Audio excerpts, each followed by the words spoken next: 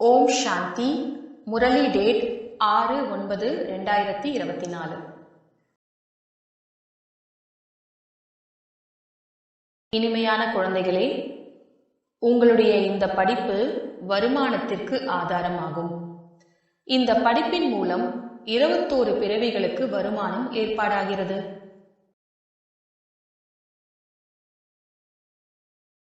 கேள்வி: முக்திதாமத்திற்கு செல்வது வருமானமா அல்லது நஷ்டமா?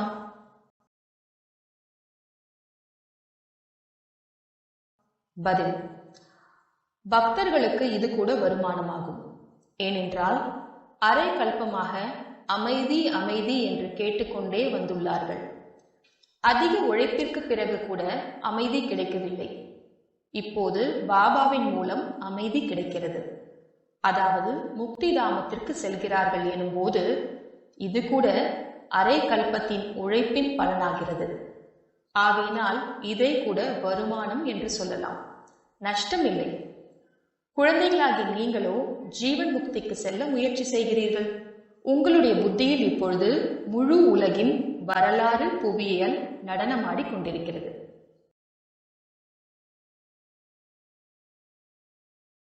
ஓம் சாந்தி. இனிமையிலும் இனிமையான குழந்தைகளுக்கு ஆத்மாதான் அனைத்தையும் புரிந்து கொள்கிறது என்று ஆன்மீக தந்தை புரிய வைத்துள்ளார். இந்த சமயத்தில் குழந்தைகளாகிய உங்களை பாபா ஆன்மீக உலகத்திற்கு அழைத்து செல்கின்றார். அதனை ஆன்மீக தெய்வீக உலகம் என்று சொல்லப்படுகிறது. இதனை தேகத்தின் உலகம், மனிதர்களின் உலகம் என்று சொல்லப்படுகிறது. தெய்வீக உலகம் இருந்தது. அது தெய்வீக மனிதர்களுடைய தூய்மையான உலகமாக இருந்தது என்பதை குழந்தைகள் புரிந்து கொள்கிறீர்கள். இப்போது மனிதர்கள் தூய்மையற்றவர்களாக இருக்கிறார்கள். ஆகையினால் அந்த தேவதைகளுக்கு புகழ் பாடி பூஜை செய்கிறார்கள். உண்மையில் முதலில் மரத்தில் ஒரு தர்மம்தான் இருக்கும் என்ற நினைவு இருக்கிறது.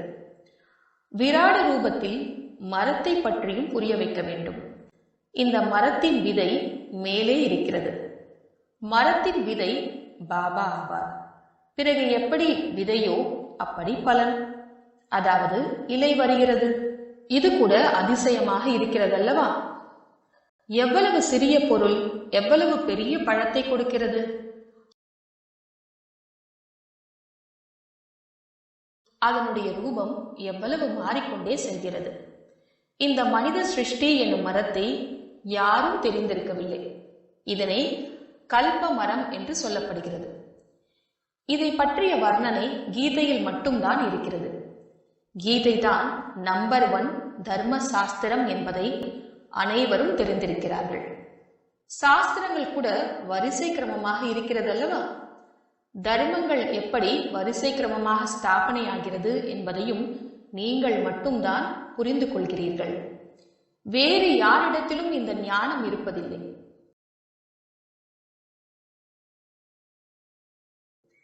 முதலில் இந்த தர்மத்தின் மரம் இருக்கிறது. பிறகு அதில் மற்ற தர்மங்களின் வளர்ச்சி எவ்வாறு நடக்கிறது என்பது உங்களுடைய புத்தியில் இருக்கிறது. இதனை விராட நாடகம் என்று சொல்லப்படுகிறது. குழந்தைகளுடைய புத்தியில் முழு மரமும் இருக்கிறது. மரம் எவ்வாறு உருவாகிறது என்பதுதான் முக்கியமான விஷயமாகும். தேவி தேவதைகளின் மரம் இப்பொழுது இல்லை. மற்ற அனைத்து கிளைகளும் இருக்கிறது. மற்றபடி ஆதி சனாதன தேவி தேவதா தர்மத்தின் அடித்தளம் இல்லை. ஒரு ஆதி சனாதன தேவி தேவதா தர்மத்தின் ஸ்தாபனை செய்கின்றார். மீதமுள்ள மற்ற அனைத்து தர்மங்களும் விநாசமாகிவிடுகிறது.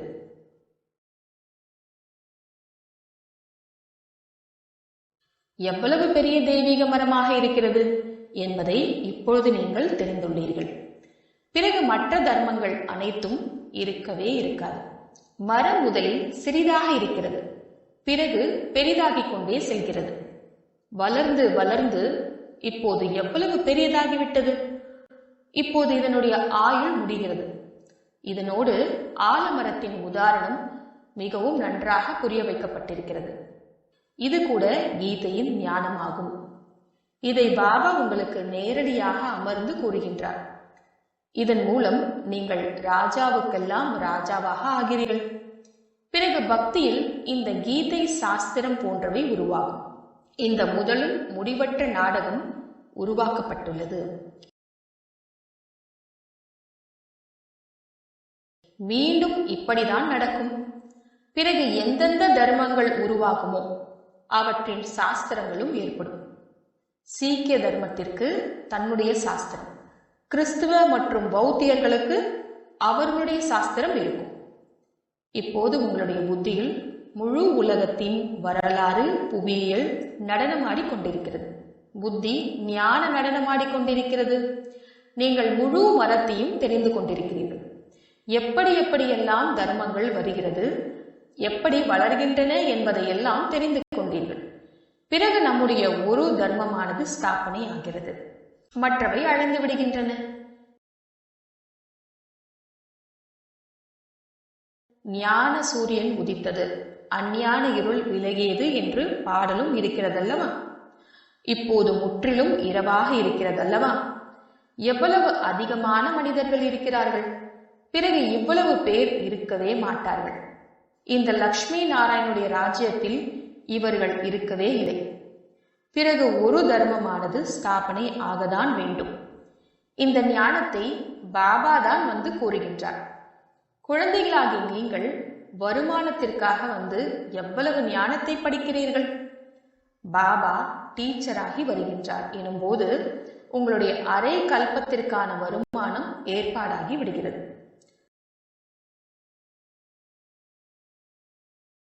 நீங்கள் மிகுந்த செல்வந்தர்களாக ஆகிவிடுகிறீர்கள். நாம் இப்போது படித்துக் கொண்டே இருக்கின்றோம் என்பதை நீங்கள் தெரிந்திருக்கிறீர்கள். இது அழிவற்ற ஞான ரத்தினங்களின் படிப்பாகும். பக்தியை அழிவற்ற ஞான ரத்தினங்கள் என்று சொல்ல முடியாது. பக்தியில் மனிதர்கள் என்னவெல்லாம் பாடுகிறார்களோ அதன் மூலம் நஷ்டம்தான் ஏற்படுகிறது. ரத்தினங்கள் உருவாவதில்லை. ஞான ரத்தினங்களின் கடல் என்று ஒரு பாபாவை தான் அழைக்கப்படுகிறது. மற்றபடி அது பக்தியாகும். அதில் எந்த குறிக்கோளும் இல்லை, வருமானமும் இல்லை. வருமானத்திற்காக பள்ளியில் படிக்கிறார்கள். பிறகு பக்தி செய்வதற்கு குருவிடம் செல்கிறார்கள். சிலர் இளமையில் குருவிடம் செல்கிறார்கள், சிலர் முதுமையில் குருவிடம் செல்கிறார்கள், சிலர் சிறு வயதிலேயே சந்நியாசம் வாங்கிவிடுகிறார்கள். கும்பமேளாவில் எவ்வளவு அதிகமானோர் வருகிறார்கள். சத்யுகத்தில் இதை எதுவுமே இருக்காது. குழந்தைகளாகிய உங்களுடைய புத்தியில் அனைத்தும் வந்துவிட்டது. படைப்பவர் மற்றும் படைப்பினுடைய முதல் இடைக்கடையை நீங்கள் தெரிந்து கொண்டீர்கள். அவர்கள் கல்பத்தின் ஆயுளை அதிகரித்து விட்டார்கள். ஈஸ்வரன் சர்வவியாபி என்று சொல்லிவிட்டார்கள். ஞானத்தை பற்றி தெரியவில்லை. பாபா வந்து அஞ்ஞான உறக்கத்திலிருந்து விழிக்க வைக்கின்றார். இப்போது உங்களுக்கு ஞானத்தின் தாரணை ஆகிவிடுகிறது. பேட்டரி நிரம்பிக் கொண்டே செல்கிறது. ஞானம் மூலம் வருமானம், பக்தியின் மூலம் நஷ்டமாகும். காலத்தின்படி எப்பொழுது நஷ்டத்தின் நேரம் முடிவடைகிறதோ அப்போது பாபா வருமானத்தை ஈட்ட வைக்க வருகிறார். முக்தியில் செல்வது கூட வருமானமாகும். அனைவரும் அமைதியை கேட்கிறார்கள். சாந்தி தேவா என்று சொல்வதன் மூலம் புத்தி பாபாவின் பக்கம் சென்று விடுகிறது. உலகத்தில் அமைதி வேண்டும் என்று சொல்கிறார்கள். ஆனால் அது எப்படி ஏற்படும் என்பது யாருக்குமே தெரிவதில்லை.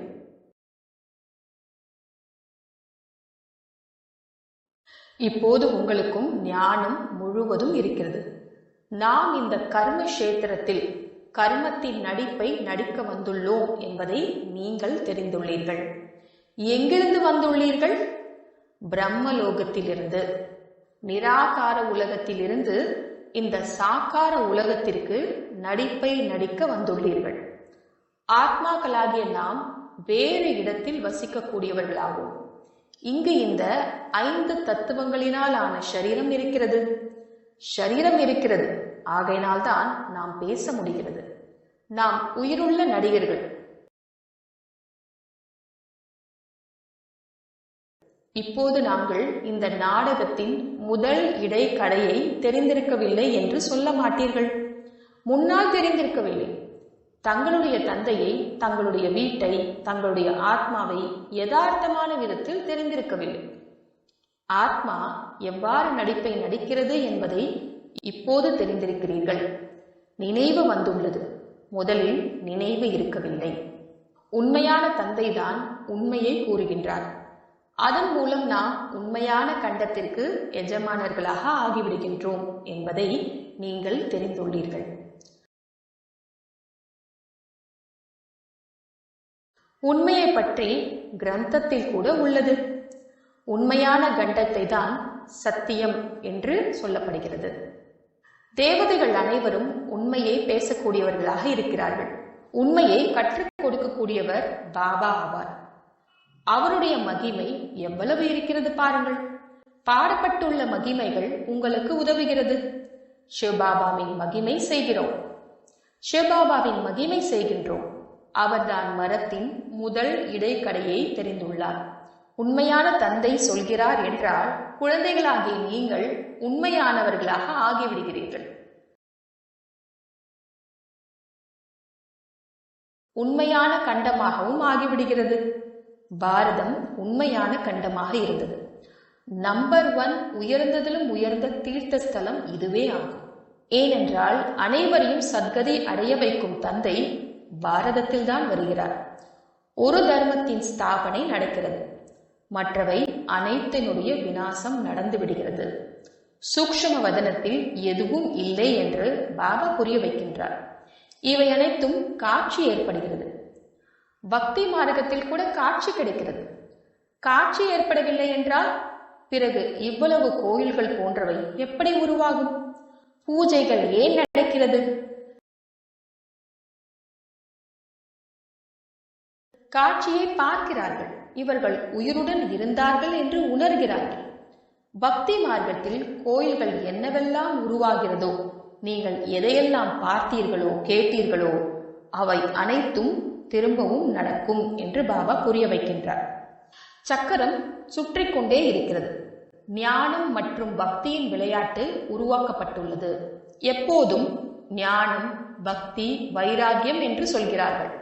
ஆனால் எதையும் விரிவாக தெரிந்திருக்கவில்லை.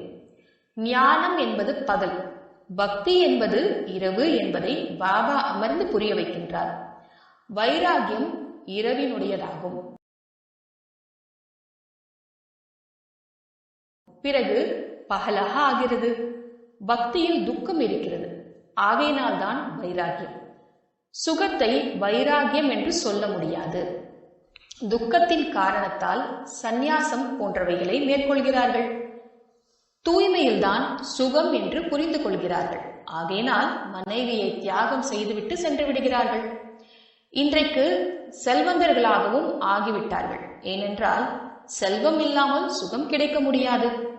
மாயை சண்டை போட்டு காட்டிலிருந்து நகரத்திற்கு அழைத்து வருகிறது.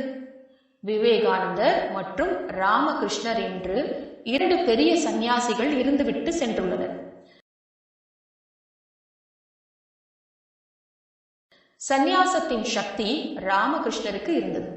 மற்றபடி பக்தியை பற்றிய விஷயங்கள் விவேகானந்தரிடம் இருந்தது. இவருடைய புத்தகங்களும் இருக்கிறது. புத்தகம் எழுதும்போது ஒருமுகப்பட்டு அமர்ந்து எழுதுகிறார்கள். ராமகிருஷ்ணர் தன்னுடைய சுயசரிதையை எழுதும் பொழுது தன்னுடைய சிஷ்யரையும் தூரமாக சென்று அமருமாறு சொன்னார். மிகவும் கடுமையான சந்நியாசிக்கு மிகப்பெரிய பெயர் இருக்கிறது. மனைவியை தாய் என்று சொல்லும்படி பாபா சொல்லவில்லை. அவரையும் ஆத்மா என்று புரிந்து கொள்ளும்படி பாபா கூறுகின்றார். ஆத்மாக்கள் அனைத்தும் சகோதர சகோதரர்களாகும். சந்நியாசிகளுடைய விஷயம் தனிப்பட்டதாகும். அவர்கள் மனைவியை தாய் என்று புரிந்து கொண்டார்கள். தாயை மகிமை பாடினார்கள். இது ஞான வழியாகும். வைராகியத்தின் விஷயம் தனிப்பட்டதாகும். வைராகியத்தில் வந்து மனைவியை தாய் என்று புரிந்து கொண்டார்கள். தாய் என்ற வார்த்தையில் குற்றப்பார்வை இருக்காது. சகோதர பார்வை செல்லக்கூடும். ஆனால் தாயிடம் ஒரு பொழுதும் கெட்ட சிந்தனை செல்லாது. தந்தைக்கு பெண் குழந்தை மீது கூட குற்றப்பார்வை செல்லலாம், தாயின் மீது ஒரு பொழுதும் செல்லாது. சந்நியாசிகள் மனைவியை தாய் என்று புரிந்து கொள்ள ஆரம்பித்தார்கள். உலகம் எப்படி இயங்கும், பிறப்பு எப்படி நடக்கும் என்று அவர்களை பற்றி ஒன்றும் சொல்வதில்லை. அவர் ஒருவருக்கு வைராகியம் வந்தது, தாய் என்று சொல்லிவிட்டார். அவருக்கு எவ்வளவு மகிமை பாருங்கள். இங்கே சகோதரி சகோதரன் என்று சொன்னாலும் கூட நிறைய பேருடைய பார்வை செல்கிறது. ஆகையினால் பாபா கூறுகின்றார், சகோதர சகோதரர்கள் என்று புரிந்து கொள்ளுங்கள். இது ஞானத்தினுடைய விஷயமாகும், அது ஒருவருடைய விஷயமாகும். இங்கே பிரஜாபிதா பிரம்மாவின் குழந்தைகள் நிறைய சகோதர சகோதரிகள் இருக்கிறார்கள் அல்லவா? பாபா அமர்ந்து அனைத்து விஷயங்களையும் புரிய வைக்கின்றார். இவரும் கூட சாஸ்திரங்கள் போன்றவற்றை படிக்கின்றார். அந்த தர்மமே தனிப்பட்டதாகும், துறவற மார்க்கமாகும். அது ஆண்களுக்கு மட்டுமே ஆகும். அது எல்லைக்கு உட்பட்ட வைராகியமாகும். உங்களுடையது முழு எல்லையற்ற உலகத்தின் மீது வைராகியமாகும். சங்கம யுகத்தில்தான் பாபா எல்லையற்ற விஷயங்களை புரிய வைக்கின்றார். இப்போது இந்த பழைய உலகத்தின் மீது வைராகியம் வைக்க வேண்டும். இது மிகப்பெரிய மோசமான உலகமாகும். இங்கே சரீரம் தூய்மையாக இருக்க முடியாது. ஆத்மாவிற்கு புதிய சரீரம் சத்யுகத்தில் தான் கிடைக்க முடியும். இங்கே ஆத்மா தூய்மையாக ஆகாது. இருந்தாலும் கர்மாத்தீத் நிலையை அடையும் வரை ஷரீரம் தூய்மையற்றதாகவே இருக்கிறது. ஆத்மாவிற்கு புதிய சரீரம் சத்யுகத்தில் தான் கிடைக்க முடியும். இங்கே ஆத்மா தூய்மையாக ஆகலாம். இருந்தாலும் கர்மாத்தீத் நிலையை அடையும் வரை ஷரீரம் தூய்மையற்றதாகவே இருக்கிறது. தங்கத்தில் கலப்படம் இருக்கிறது என்றால் ஆபரணம் கலப்படமுடையதாக ஆகிறது. கலப்படம் நீங்கிவிட்டால் ஆபரணமும் உண்மையானதாக ஆகும். இந்த லக்ஷ்மி நாராயணுடைய ஆத்மா மற்றும் ஷரீரம் இரண்டுமே சத்தோ பிரதானமாகும். உங்களுடைய ஆத்மா மற்றும் ஷரீரம் தமோ பிரதானமாக கருப்பாக இருக்கிறது. ஆத்மா காம சிதையில் அமர்ந்து கருப்பாக ஆகிவிட்டது. பிறகு நான் கருப்பிலிருந்து வெண்மையாக மாற்றுகின்றேன் என்று பாபா கூறுகின்றார். இவை அனைத்தும் ஞானத்தின் விஷயமாகும். மற்றபடி தண்ணீர் போன்றவற்றின் விஷயம் அல்ல. அனைவரும் காம சிதையில் அமர்ந்து தூய்மையற்றவர்களாக ஆகிவிட்டார்கள். ஆகையினால்தான் தூய்மையாக ஆவதற்காக உறுதிமொழி இடுங்கள் என்று ராக்கி கட்டப்படுகிறது. நான் ஆத்மாக்களிடம் பேசுகிறேன் என்று பாபா கூறுகின்றார். நான் ஆத்மாக்களின் தந்தையாவேன். நீங்கள் அவரை நினைவு செய்து வந்தீர்கள். பாபா, வாருங்கள், எங்களை சுகதாமத்திற்கு அழைத்து செல்லுங்கள், துக்கத்தை போக்குங்கள் என்று. கலியுகத்தில் அளவற்ற துக்கம் இருக்கிறது. நீங்கள் காம சிதையில் அமர்ந்து கருப்பாக தமோ பிரதானமாக ஆகிவிட்டீர்கள். இப்போது காம சிதையிலிருந்து இறங்கி ஞான சிதையில் அமர்த்துவதற்காக நான் வந்துள்ளேன். இப்போது தூய்மையாகி ஸ்வர்க்கத்திற்கு செல்ல வேண்டும். பாபாவை நினைவு செய்ய வேண்டும். பாபா கவர்ச்சிக்கின்றார். பாபாவிடம் ஜோடியாக வருகிறார்கள். ஒருவருக்கு கவர்ச்சி ஏற்படுகிறது, மற்றவருக்கு ஏற்படுவதில்லை. நான் இந்த கடைசி பிறவியில் தூய்மையாக இருப்பேன், காம சிதையில் ஏற மாட்டேன் என்று கணவன் உடனே சொல்லிவிட்டார். நிச்சயம் ஏற்பட்டு விட்டது என்பது கிடையாது. ஒருவேளை நிச்சயம் ஏற்பட்டு விட்டது என்றால் எல்லையற்ற தந்தைக்கு கடிதம் எழுதுகிறார்கள், தொடர்பில் இருக்கிறார்கள். தூய்மையாக இருக்கிறார்கள் என்று கேள்வியுற்றோம். தன்னுடைய தொழில் போன்றவற்றிலேயே ஈடுபட்டிருக்கிறார்கள். பாபாவின் நினைவு எங்கே இருக்கிறது? அப்படிப்பட்ட தந்தையை அதிகம் நினைவு செய்ய வேண்டும். கணவன் மனைவிக்கிடையில் தங்களுக்குள் எவ்வளவு அன்பு இருக்கிறது? கணவனை எவ்வளவு நினைவு செய்கிறார்கள்?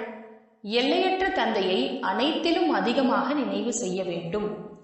அன்பு செலுத்தினாலும் அல்லது எட்டி உதைத்தாலும் அற்பமாக கருதினாலும் நாங்கள் ஒரு பொழுதும் கையை விட மாட்டோம் என்று புகழ் இருக்கிறதல்லவா? வீடு வாசலை விட்டுவிட்டு இங்கே வந்து இருக்கக்கூடாது, வீடு வாசலை விட்டுவிட்டு இங்கே வந்து இருக்க வேண்டும் என்பது இல்லை. பிறகு அது சந்நியாசமாகிவிட்டதல்லவா? குடும்ப விவகாரங்களில் இருந்து கொண்டே தூய்மையாகுங்கள் என்று உங்களுக்கு சொல்லப்படுகிறது. முதலில் வட்டி உருவாக்க வேண்டி இருந்தது. அதன் மூலம் இவ்வளவு பேர் தயாராகி வெளிவந்தார்கள். அதனுடைய வர்ணனை கூட மிக நன்றாக இருக்கிறது. யார் பாபா உடையவர்களாக ஆகிவிட்டு உள்ளே, அதாவது யஜ்யத்தில் இருந்து கொண்டே ஆன்மீக சேவை செய்யவில்லையோ அவர்கள் சென்று தாச தாசியாக ஆகிவிடுகிறார்கள். பிறகு வரிசை கிரமமான முயற்சியின்படி கிரீடம் கிடைத்து விடுகிறது. அவர்களுடைய வம்சம் கூட இருக்கிறது. பிரஜையில் வரக்கூடாது. யாரும் வெளியிலிருந்து வந்து உள்ளே இருப்பவர்களாக ஆக முடியாது. வல்லபாச்சாரிகள் வெளியில் உள்ளவர்களை ஒருபோதும் உள்ளே வர விடுவதில்லை. இவை அனைத்தும் புரிந்து கொள்ள வேண்டிய விஷயமாகும். ஞானம் ஒரு வினாடியினுடையதாகும். பிறகு ஏன் பாபாவை ஞானக்கடல் என்று சொல்லப்படுகிறது? புரிய வைத்துக் கொண்டே இருக்கின்றார். கடைசி வரை புரிய வைத்துக் கொண்டே இருப்பார். எப்போது ராஜ்யம் ஸ்தாபனை ஆகிவிடுமோ, நீங்கள் கர்மாத்தீத் நிலைக்கு வந்து விடுவீர்களோ அப்போது ஞானம் முடிந்துவிடும். ஒரு வினாடியினுடைய விஷயமே ஆகும். ஆனால் புரிய வைக்க வேண்டியுள்ளது.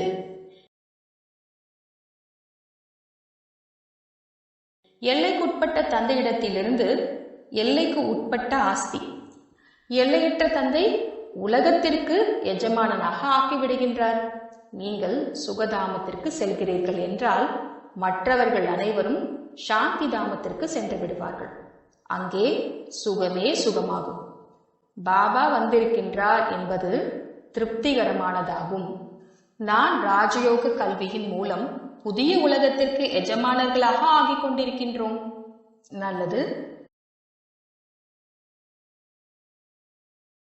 இனிமையிலும் இனிமையான காணாமல் போய் கண்டெடுக்கப்பட்ட செல்ல குழந்தைகளுக்கு தாயும் தந்தையுமான பாப்தாதாவின் அன்பு நினைவுகளும் காலை வணக்கமும். ஆன்மீக குழந்தைகளுக்கு ஆன்மீக தந்தையின் நமஸ்காரம். ஆன்மீக தந்தைக்கு ஆன்மீக குழந்தைகளின் நமஸ்காரம்.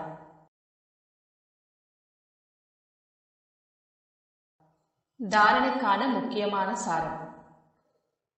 முதலாவது, இந்த தூய்மையற்ற மோசமான உலகத்தின் மீது எல்லையற்ற வைராகியம் வைத்து ஆத்மாவை தூய்மையாக்குவதற்கான முழுமையான முயற்சி செய்ய வேண்டும். ஒரு பாபாவின் கவர்ச்சியிலேயே இருக்க வேண்டும். இரண்டாவது, ஞானத்தின் தாரணையின் மூலம் தங்களுடைய பேட்டரியை நிரப்ப வேண்டும்.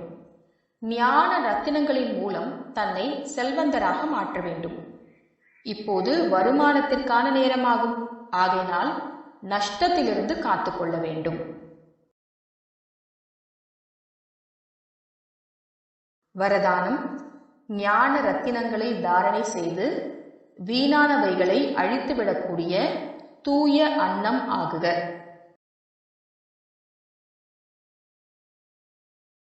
விளக்கம்: தூய அன்னத்தின் 2 விசேஷ தன்மைகள். ஒன்று, ஞான ரத்தினங்களை தேர்ந்தெடுக்கும் மற்றும் நிர்ணய சக்தி மூலம் பால் மற்றும் தண்ணீரை பிரித்துவிடும். பால் மற்றும் தண்ணீர் என்றால் அர்த்தம் சக்திசாலியான மற்றும் வீணானவற்றை நிர்ணயம். வீணானவைகள் தண்ணீருக்கு சமமானதாக சொல்லப்படுகிறது.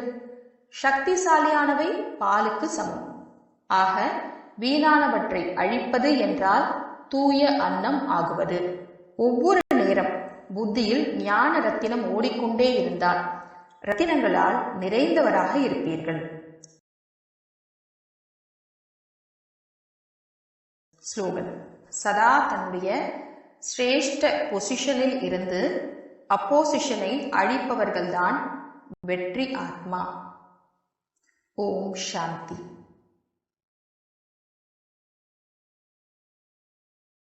ஸ்லோகன்: சதா தன்னுடைய சிரேஷ்ட பொசிஷனில் இருந்து அப்போசிஷனை அழிப்பவர்கள்தான் வெற்றி ஆத்மா. ஓம் சாந்தி.